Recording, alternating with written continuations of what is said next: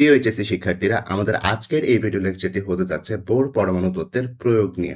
আজকের এই ভিডিও লেকচারটিতে আমরা মূলত যা পড়বো তা হচ্ছে কোনো একটি কক্ষপথে যখন ইলেকট্রন ঘোরে, ওই কক্ষপথের ব্যাসার্ধ, ওই কক্ষপথের ইলেকট্রনের যে বেগ সেটি এবং ওই কক্ষপথে একটি ইলেকট্রন কি পরিমাণ শক্তি নিয়ে ঘুরছে সেগুলোই হচ্ছে আমরা আজকের এই ক্লাস লেকচারটিতে পড়বো। সো চলো ক্লাসটি শুরু করা যাক।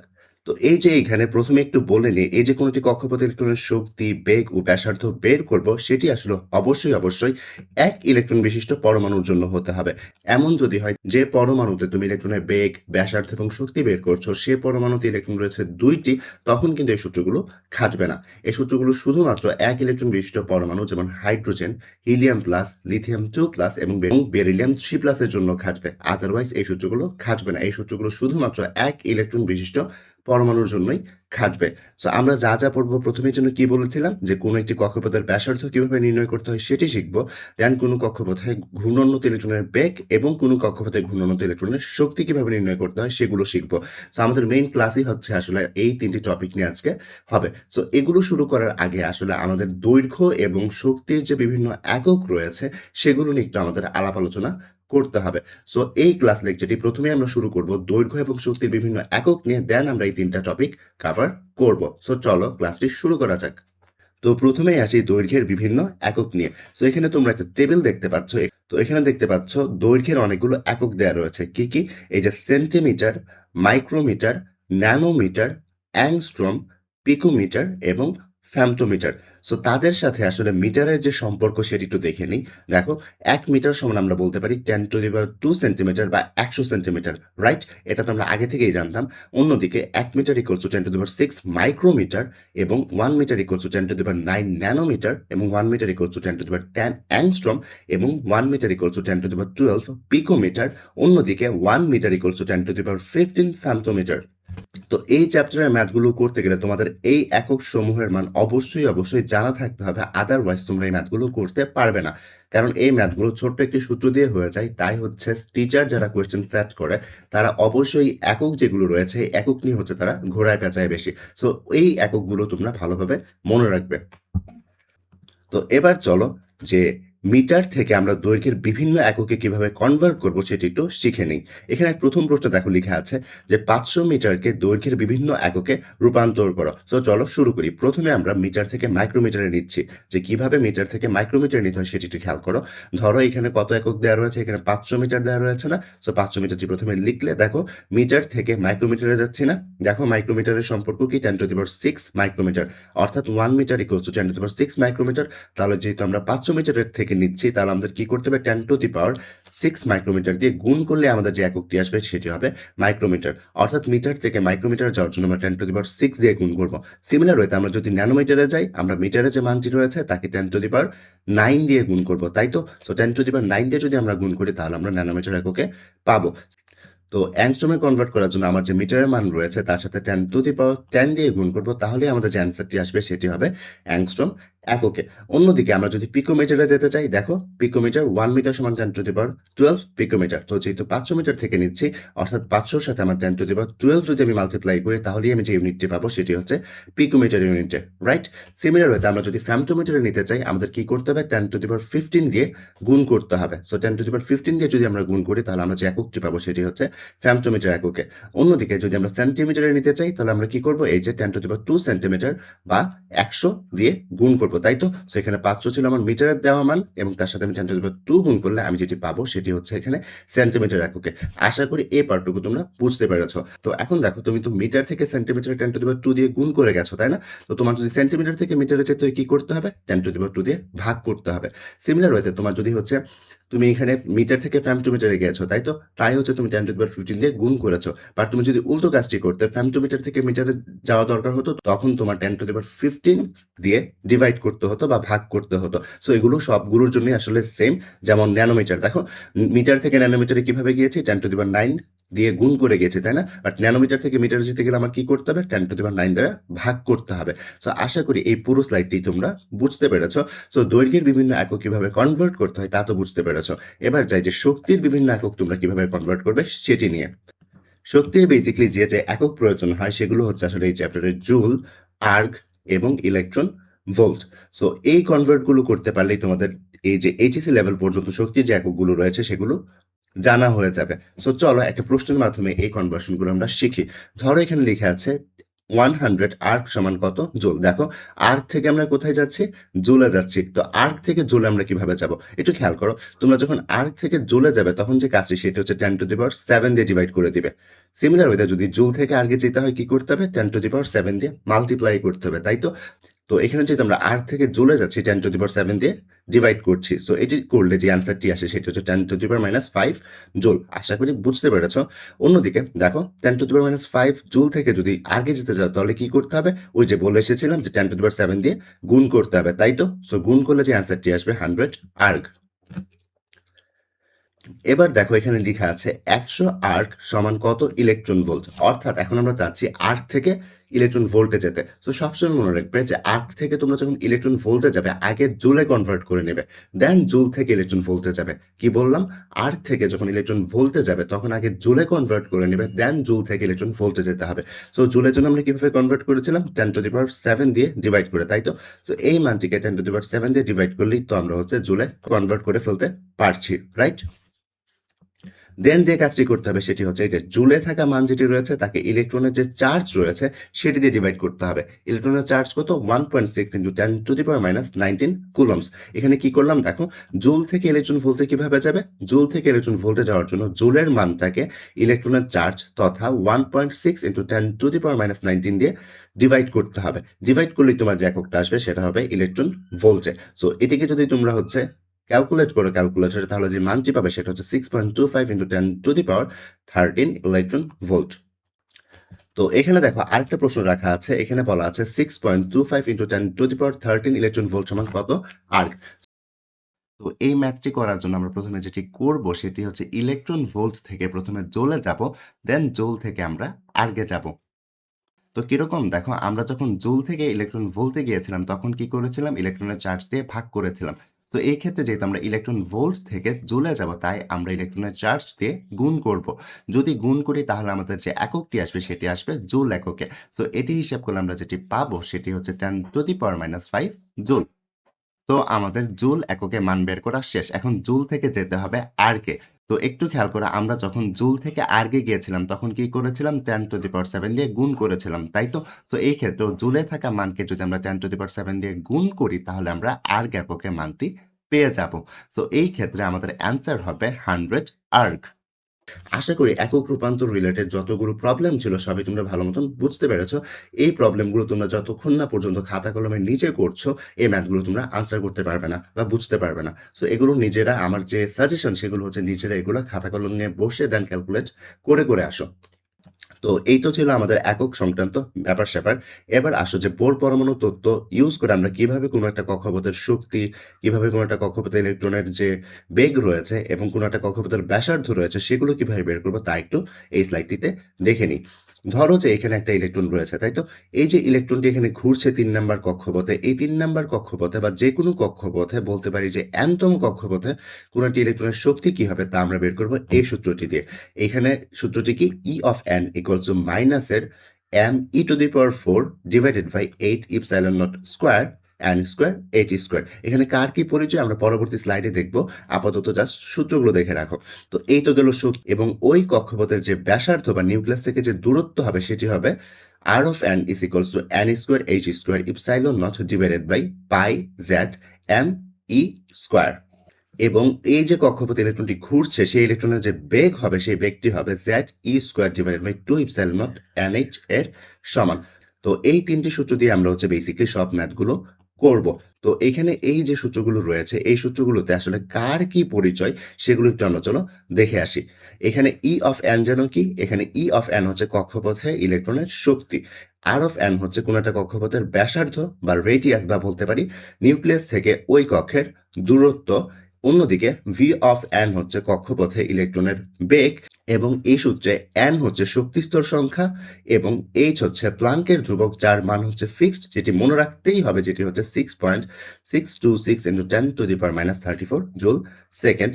অন্যদিকে এম এর পরিচয় হচ্ছে, এম হচ্ছে ইলেকট্রনের ভর যেটি হচ্ছে 9.11 × 10⁻31 কেজি। অন্যদিকে ই হচ্ছে ইলেকট্রনের চার্জ, যেটি হচ্ছে 1.602 ইন্টু 10⁻⁻19 কুলম্বস, এবং জেড হচ্ছে এখানে আসলে পারমাণবিক সংখ্যা বা প্রোটন সংখ্যা, অর্থাৎ তুমি যে পরমাণুর জন্য হচ্ছে এই ইলেকট্রনের শক্তি, ব্যাসার্ধ এবং বেগ বের করছো, সেটি হচ্ছে আসলে এখানে জেড এর মান, অর্থাৎ পারমাণবিক সংখ্যা বা প্রোটন সংখ্যা।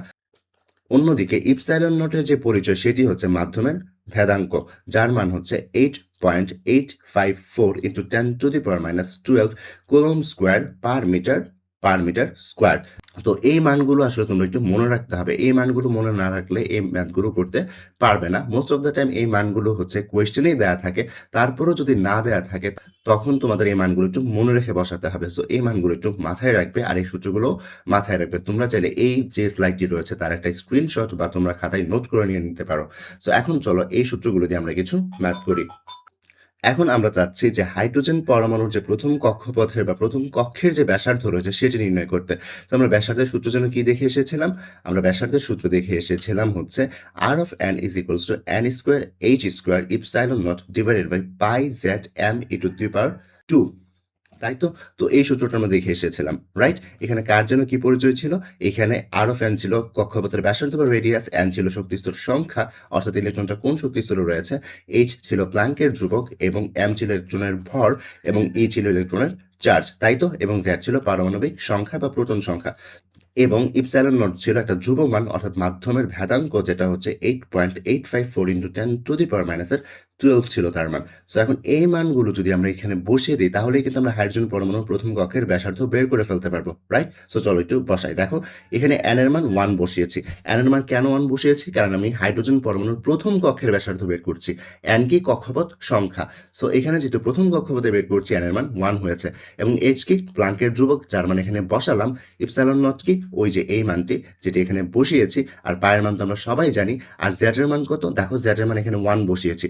জেড এর মান এখানে কেন 1 বসিয়েছি? কারণ দেখো হাইড্রোজেন পরমাণুতে প্রোটন কয়টা থাকে? হাইড্রোজেন পরমাণুর যে পারমাণবিক সংখ্যা বা প্রোটন সংখ্যা সেটা হচ্ছে 1, তাই জেড এর মান এখানে 1 বসিয়েছি। দেখো জেড কি? জেড ছিল পারমাণবিক সংখ্যা বা প্রোটন সংখ্যা, তাই এখানে 1 বসিয়েছি।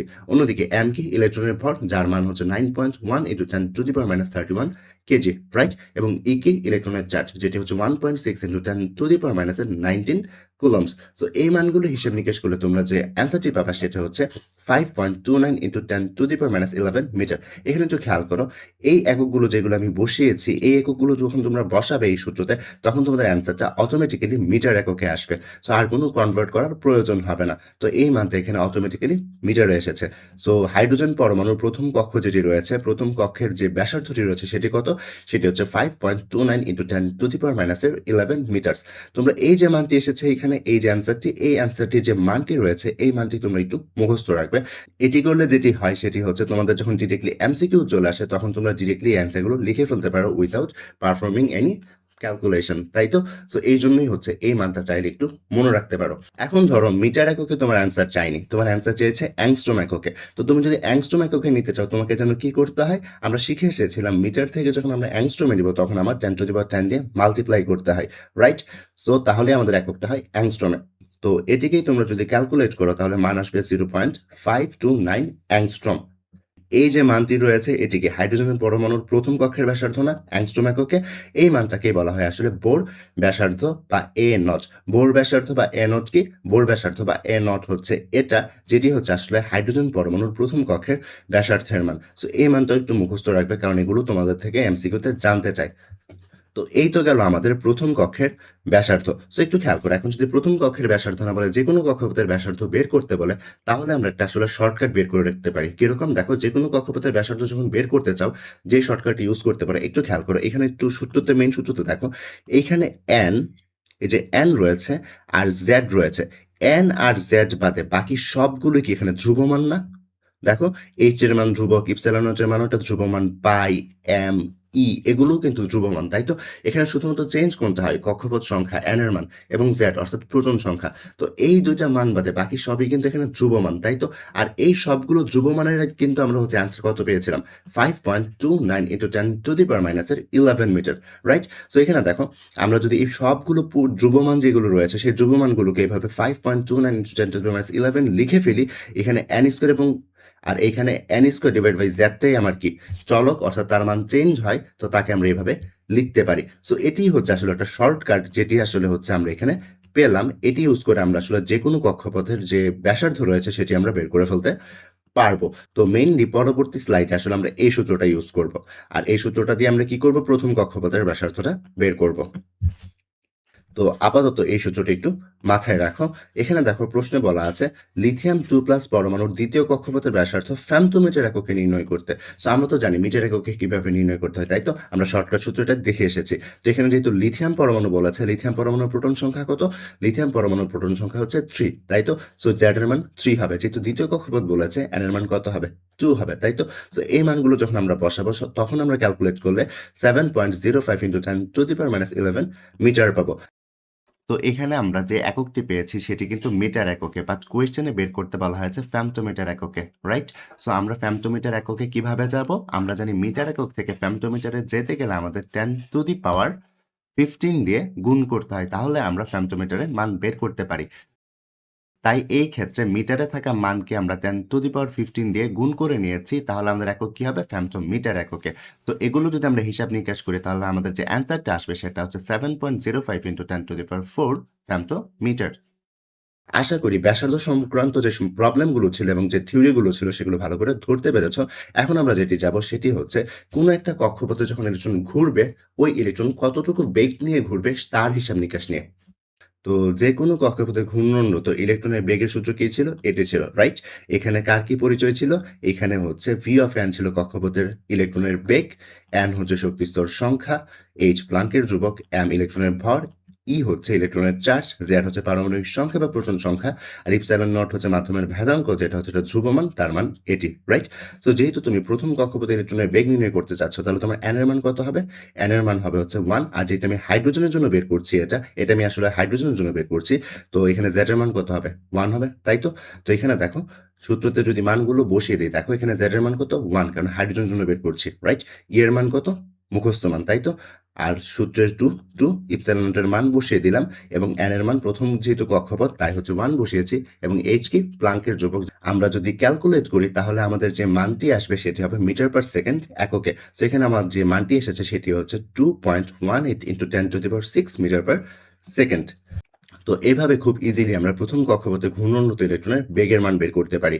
সো এখন যদি তোমাকে বলা হয় যে কোনো কক্ষপথে ইলেকট্রনের বেগের মান বের করো, তাহলে একটু খেয়াল করো, আমরা এখানে আগের মতো দেখো এখানে জেড এবং এন বাদে, জেড এবং এন বাদে বাকি সবই কি ধ্রুবমান না, তাই তো? তো এই ধ্রুবমানটি আমাদের কত এসেছিল? 2.18 × 10⁶ মিটার পার সেকেন্ড, তাই তো? তো আমরা যদি চাই এখানে সূত্রতে এই ধ্রুবমানের মানটি এখানে 2.18 × 10⁶ বসিয়ে দিই, এবং জেড এর জায়গায় জেড কে রেখে এবং এন এর জায়গায় এন কে রাখি, তাহলেই কিন্তু আমরা যে কোনো কক্ষপথে ইলেকট্রনের বেগ বের করার একটা শর্টকাট সূত্র পেয়ে যাব, যেটি হচ্ছে V of N is equals to 2.18 × 10⁶ Z divided by N. তো চলো এই সূত্রটি অ্যাপ্লাই করে আরেকটা ম্যাথ করে ফেলি। তো এখানে বলা আছে দেখাও যে হাইড্রোজেন পরমাণুর দ্বিতীয় কক্ষপথে আবর্তনরত ইলেকট্রনের যে গতিবেগ সেটি আলোর গতিবেগের 3.636 × 10⁻³ গুণ। তো একটু খেয়াল করে এই ম্যাথ আসলে এত ডিটেলসে আমরা না গিয়ে বা এত কঠিনভাবে না ভেবে একটু ভাবো। তো এখানে আমরা যেভাবে করবো একটু খেয়াল করো, এখানে লেখা যেহেতু আছে হাইড্রোজেন পরমাণুর দ্বিতীয় কক্ষপথে আবর্তনরত ইলেকট্রনের গতিবেগ, তাই তো?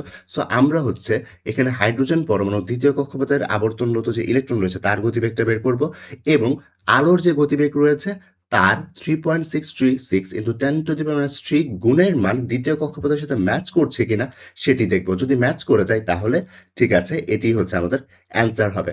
যারা এখন একটু কনফিউজড হয়ে গেছো তারা একটু খেয়াল করো, তাদের জন্য আমি সলভটা করি, একটু খেয়াল করো।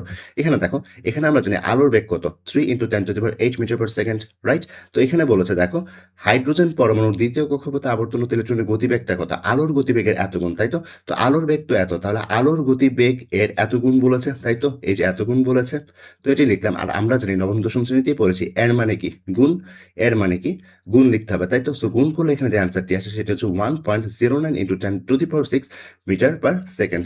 তো আমাকে দেখাতে জন্য কি বলেছে? আমাকে দেখাতে বলেছে যে আলোর বেগের এত যে মানটা রয়েছে, অর্থাৎ এই মানটাই হচ্ছে আমার দ্বিতীয় কক্ষপথে আবর্তনরত ইলেকট্রনের গতিবেগ। আমি কি বলতে চাচ্ছি? আমি বলতে চাচ্ছি তারা আমাকে দেখাতে বলেছে যে এই যে মানটি রয়েছে, অর্থাৎ আলোর বেগের এত গুণই কিন্তু এতটুকু, তাই না? আলোর বেগের এত গুণই কিন্তু এতটুকু। এই মানটি হচ্ছে আমার দ্বিতীয় কক্ষপথে আবর্তনত ইলেকট্রনের গতিবেগ। সো চলো এই জিনিসটা প্রুফ করি। তো এখানে দেখো যেহেতু হাইড্রোজেন পরমাণুর দ্বিতীয় কক্ষপথে আবর্তনত ইলেকট্রনের গতিবেগ বলেছে, যেহেতু হাইড্রোজেন পরমাণু বলেছে z এর মান 1, যেহেতু দ্বিতীয় কক্ষপথ বলেছে n এর মান 2। তো এই মানগুলো যদি আমরা এখানে বসিয়ে দিই, ক্যালকুলেট করলে আমাদের যে অ্যান্সারটি আসে সেটি হচ্ছে 1.09 × 10⁶ মিটার পার সেকেন্ড। দেখো এই মানটা আর এই মানটা কিন্তু টোটাল ম্যাচ করে গেছে, অর্থাৎ এই কথাটি সত্যি ছিল। সো আমাদের অ্যান্সার এখানেই এটার শেষ, অর্থাৎ আমরা বলতে পারবো তার স্টেটমেন্ট আসলে সত্য ছিল। এবার চলো থার্ড যে জিনিসটি ছিল সেটি হচ্ছে কোনো কক্ষপথে ঘূর্ণনত ইলেকট্রনের শক্তি আমরা কিভাবে বের করবো সেটি একটু করি। তো কোনো একটি কক্ষপথে ঘূর্ণনত ইলেকট্রনের যে শক্তি সেটি নির্ণয় সূত্র আমরা এটি দেখেছিলাম, তাই তো? এখানে আমরা কি দেখেছিলাম? এখানে আমরা আগের মতো ই অফ এন ছিল কক্ষপথে ইলেকট্রনের শক্তি, এন শক্তি স্তর সংখ্যা, এইচ প্লাঙ্কের ধ্রুবক, এম হচ্ছে ইলেকট্রনের ভর, ই হচ্ছে ইলেকট্রনের চার্জ এবং জেড হচ্ছে পারমাণবিক সংখ্যা বা প্রোটন সংখ্যা। অন্যদিকে ইপসিলন নট ছিল একটা ধ্রুবমান যার মান ছিল এটি, রাইট? তো চলো এবার আমরা হচ্ছে হাইড্রোজেন পরমাণুর যে প্রথম কক্ষপথ রয়েছে সেটির শক্তি নির্ণয় করে ফেলি। দেখো এখানে যেহেতু হাইড্রোজেন পরমাণুর প্রথম কক্ষপথ বলেছি, এন এর মান কত হবে? এন এর মান হবে 1, আর এখানে 8 এর জায়গায় 8 রেখেছি এবং ইপসিলন নট স্কয়ার যেটি ছিল এই যে এখানে ইপসিলন নট স্কয়ারের মান এবং এইচ এর মান অর্থাৎ প্লাঙ্কের ধ্রুবকটি বসিয়ে দিলাম এবং সূত্রে যে মাইনাস ছিল এখানে সূত্রে মাইনাস বসিয়েছি এবং এম ইলেকট্রনের ভর বসিয়েছি, ই ইলেকট্রনের চার্জ বসিয়েছি। সো এই হিসাব নিকাশ করলেই তোমরা যেটি পাবে, যে অ্যান্সারটি পাবে সেটি হবে জুল এককে, যার মান আসলে আসবে মাইনাসের 2.18 × 10⁻18 জুল। তো এটি হচ্ছে হাইড্রোজেন পরমাণুর যে প্রথম কক্ষপথের যে ইলেকট্রন রয়েছে তার শক্তির পরিমাণ। সো এই মানটি দেখো চলে এসেছে। এখন তোমার থেকে কোয়েশ্চেনে চাচ্ছে ইলেকট্রন ভোল্ট এককে নির্ণয় করতে। তো আমরা জানি জুল থেকে ইলেকট্রন ভোল্টে নিতে গেলে আমাদের কি করতে হয়? ইলেকট্রনের চার্জ দ্বারা ভাগ করতে হয়। সো ভাগ করলে আমরা যে অ্যান্সারটি পাই সেটি হচ্ছে ইলেকট্রন ভোল্ট এককে। সো এভাবেই আমরা চাইলে হাইড্রোজেন পরমাণুর যে প্রথম কক্ষপথের যে ইলেকট্রনের শক্তি রয়েছে সেটি জুল এবং ইলেকট্রন ভোল্ট এককে বের করতে পারি। এখন ধরো কোয়েশ্চেনে জানতে চাওয়া হয়েছে যে কোনো কক্ষপথে ইলেকট্রনের শক্তি, তাহলে কি করতে হবে? তাহলে একটু খেয়াল করো এখানে কি রয়েছে, এখানে আবারও আগের মতো এখানে এন যে জিনিসটি রয়েছে, এন বাদে বাকি সবই কিন্তু ধ্রুবমান, তাই না? আর এন এর মান যেহেতু আমরা এখানে 1 বসিয়েছি, অর্থাৎ এই পুরো ধ্রুবমানটার মানই আমরা পেয়েছি কতটুকু? মাইনাসের 2.18 × 10⁻18 জুল, রাইট? সো এখন যদি আমরা এই সূত্রটি মডিফাই করতে চাই তাহলে আমরা এরকম লিখতে পারি মাইনাসের 2.18 × 10⁻18 জুল ইন্টু 1 ডিভাইডেড বাই এই যে n স্কয়ার রয়েছে সেই n স্কয়ারের মান। তো এভাবেই আমরা চাইলে যে কোনো কক্ষপথে ইলেকট্রনের শক্তি এই শর্টকাট সূত্রটিতে বের করতে পারি। তো এখন চলো এই শর্টকাট যে সূত্রটি রয়েছে সেটি দিয়ে আমরা আরেকটা ম্যাথ করে ফেলি। তো এখানে বলা আছে হাইড্রোজেন পরমাণুর তৃতীয় কক্ষপথে আবর্তনত ইলেকট্রনের শক্তি নির্ণয় করতে। তো আমরা যেন কি দেখেছিলাম যে সূত্রটি ছিল এরকম, মাইনাসের 2.18 × 10⁻18 into 1 divided by n square. So যেহেতু আমাকে তৃতীয় কক্ষপথে বের করতে বলা হয়েছে অর্থাৎ n এর মান 3 হবে। সো আমরা এটা ক্যালকুলেট করলে যে ই এর মান পাবো বা তৃতীয় কক্ষপথে যে শক্তিটি পাবো সেটি হচ্ছে মাইনাসের 2.42 × 10⁻19 জুল। তো তোমরা একটি জিনিস লক্ষ্য করেছো কিনা আমি জানি না, সেটি হচ্ছে এখানে দেখো শক্তির মান কিন্তু আমরা আগের স্লাইড প্লাস এই স্লাইডে যে শক্তির মান রয়েছে ইলেকট্রন তার মান আমরা নেগেটিভ পাচ্ছি। এখন কথাটা হচ্ছে কোনো একটা কক্ষপথে ইলেকট্রনের মান আসলে নেগেটিভ কেন হয় সেটি আমরা একটু জানতে চাচ্ছি। আমরা কি জানতে চাচ্ছি? কোনো কক্ষপথের ইলেকট্রনের যে শক্তি রয়েছে সেটি কেন ঋণাত্মক ধরা হয় বা ঋণাত্মক আসে। সো চলো এই জিনিসটি হচ্ছে আমরা একটু আনসার এখানে দিই। তো দেখো ধরো তুমি হাইড্রোজেনের কোনো একটা কক্ষপথের ইলেকট্রনের শক্তি বের করেছো। সো হাইড্রোজেনের তো একটা ইলেকট্রন থাকে, তাই না? হাইড্রোজেনের একটা ইলেকট্রন তার প্রথম কক্ষপথে ঘুরতে থাকে, রাইট? সো এখন আমার কোয়েশ্চেন সেটি হচ্ছে হাইড্রোজেনের কি আসলে একটা কক্ষপথেই থাকে নাকি অসংখ্য বা অসীম সংখ্যক কক্ষপথ থাকে? যারা আনসার অলরেডি জানো তারা আমাদেরকে কমেন্ট বক্সে জানিয়ে দাও, আর যারা জানো না তারা কন্টিনিউ করতে থাকো। সেটি হচ্ছে দেখো অ্যান্সারটি হচ্ছে না, হাইড্রোজেনের শুধুমাত্র একটা কক্ষপথ থাকে না, যে কোনো পরমাণুরই অসংখ্য কক্ষপথ থাকে। কেন? কারণ দেখো এখানে আমরা তো জানি হাইড্রোজেনে একটি ইলেকট্রন রয়েছে, তার সর্বশেষ ইলেকট্রনটি প্রথম কক্ষপথে যায়। বাট ব্যাপার হচ্ছে ঠিক আছে তার সর্বশেষ যে ইলেকট্রনটি আছে সেটি প্রথম কক্ষপথে থাকে, বাট তার এছাড়াও হচ্ছে আরো অসংখ্য পরিমাণ তার হচ্ছে যেটি আমরা গুনতে পারবো না এমন সংখ্যক অরবিট বা শক্তিস্তর থাকে। এটি সবসময় মনে রাখবে যে কোনো পরমাণুরই তার অগণিত কক্ষপথ থাকতে পারে। যে কোনো পরমাণুরই তার অগণিত বা অসীম সংখ্যক কক্ষপথ থাকতে পারে। আমরা শুধুমাত্র কেন এতদিন বলে এসেছি যে হাইড্রোজেনের একটা কক্ষপথ?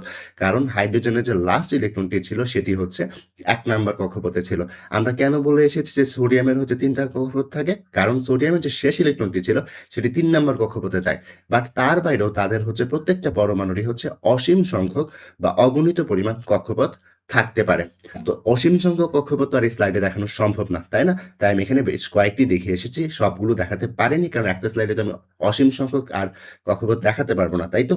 তো এখানে একটু খেয়াল করো। এখন আমাদের অ্যান্সারে আসি যে কেন কোনো কক্ষপথের শক্তি ঋণাত্মক হয়। দেখো এখানে ধরলাম এটা হচ্ছে অসীম সংখ্যক যে একদম লাস্টের যে কক্ষপথটি রয়েছে সেটি, অর্থাৎ অসীম। তো যেটি করা হয় সেটি হচ্ছে অসীম সংখ্যক বা একদম লাস্টের যে বা অসীম নাম্বার অফ যে কক্ষপথটি রয়েছে সেটার শক্তি ধরা হয় 0। আমি কি বলছি দেখো, একদম লাস্টের যে শক্তি স্তরটা রয়েছে তাতে শক্তিটা ধরা হয় 0। কেন শক্তিটা 0 ধরা হয়? কারণ দেখো নিউক্লিয়াস থেকে সে হচ্ছে অসীম দূরত্বে অবস্থিত। তাই সেই কক্ষপথের কোনো শক্তি থাকে না, অর্থাৎ তার শক্তি হয় 0। তো একটু খেয়াল করো, অসীম কক্ষপথের শক্তি যদি 0 হয়, আমরা তো জানি সর্বশেষ কক্ষপথ থেকে নিচের যে কক্ষপথ রয়েছে তার শক্তি কম, তার থেকে তার শক্তি কম, তার থেকে তার শক্তি কম, তার থেকে তার শক্তি আরো কম, তার থেকে তার শক্তি আরো কম। তাই তো? অর্থাৎ নিচে গেলে শক্তি স্তর এর শক্তি কমতে থাকে, রাইট? তো এখানে দেখো আমি একদম বাইরের কক্ষপথ অর্থাৎ অসীম কক্ষপথের শক্তি আমি 0 ধরে ফেলেছি। তাহলে তার থেকে যদি ছোট হতে হয়, এটা 0 থেকে ছোট হতে হবে, অর্থাৎ নেগেটিভ হতে হবে। সিমিলার ওয়েতে এটা থেকে যদি আরো নিচে নামি শক্তিটা আরো নেগেটিভ হবে। এভাবে শক্তি নেগেটিভের দিকে বাড়তে থাকে। এই জন্যই হচ্ছে কোনো একটা কক্ষপথে ইলেকট্রনের শক্তিটা কি হচ্ছে? নেগেটিভ হচ্ছে। আশা করি বুঝতে পেরেছ।